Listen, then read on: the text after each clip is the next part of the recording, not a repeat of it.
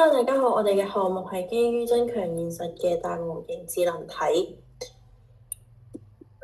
我哋嘅 agent 旨在革新 AR 嘅交互方式，主動感知並滿足用戶嘅各種需求，從而令到用戶可以通過 AR 一直沉浸喺真實嘅場景同環境，無需脫離所處嘅場景同埋環境，就可以直接得到所需嘅數字內容同服務。首先，等我哋設身處地咁去感受咁樣嘅一個場景，一位父親同佢嘅孩子喺公園入邊快樂地玩耍，孩子指着一朵漂亮的花，好奇地問爸爸這是什麼花。如果父親攞出手機查詢，就要被迫停止與孩子的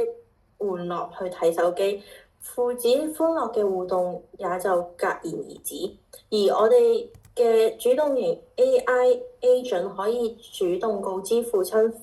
啲花嘅信息，因此父親就唔需要去問我哋嘅 agent，就可以直接回答到孩子嘅問題，從而令到父親可以繼續同孩子一齊玩樂，俾孩子一個美好嘅童年。咁當我哋嚟對比一下呢三種交互方式，我哋嘅 agent 可以主動感知同埋推測用戶嘅需求，用戶無需告知即可得到自己想要嘅，因此用戶可以一直保持沉浸喺自己所處嘅環境同埋場景入邊，更加方便同埋友好。除咗人與人之間嘅交流，我哋嘅主動型 AI agent 仲可以喺日常生活嘅方方面面幫助到用戶，包括幫用戶影相，提醒用戶唔記得帶嘢，識別同埋提醒一啲詐騙嘅信息。對於老年人、殘疾人士，我哋嘅 agent 可以主動識別佢哋嘅突發情況，例如跌低、暈低，然之後主動幫佢哋提供所需要嘅援助，例如呼叫親友、撥打醫院電話、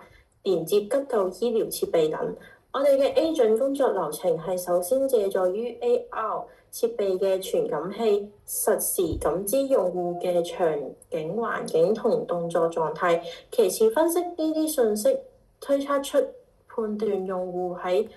此時此刻嘅需求，最後會生成對應嘅解決方案，執行對應嘅操作嚟滿足用戶嘅需求。我哋嘅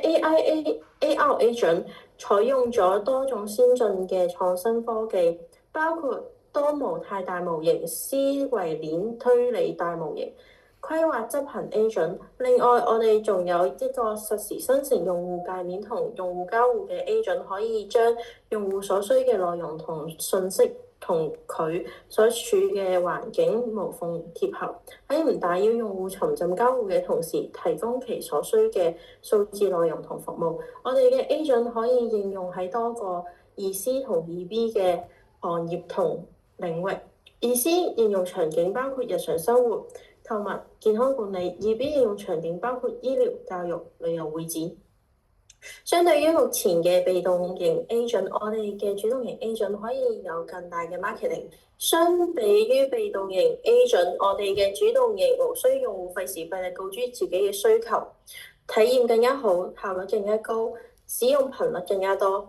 另一方面，我哋嘅主動型 agent 可以主動感知同滿足用戶嚟唔切、冇意識或者唔方便表達嘅需求，從而填補被動型 agent 嘅市場空白。根據我哋嘅技術測試同埋市場驗證結果，我哋對用戶需求嘅識別判斷同準確率達到咗92%，需求識別同滿足嘅時效性達到咗86%，用戶嘅滿意度提升咗74%，同時我哋嘅產品亦都可以輔助殘疾人士同老年人等更好地生活，具有良好嘅社會效益。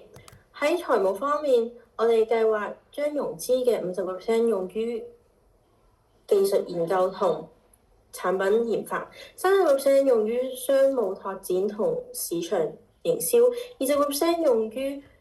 產品營運同客戶服務。我哋嘅收入嘅30% 會來源於推廣 AR 眼鏡產品收取嘅佣金，收入10% 嚟源於用戶收取 AI agent 嘅訂閱費。我哋嘅目標係喺26年取得50萬嘅收益，27年取得超過100萬嘅收益，喺28年之後嘅收益更加達至200萬元。多謝各位。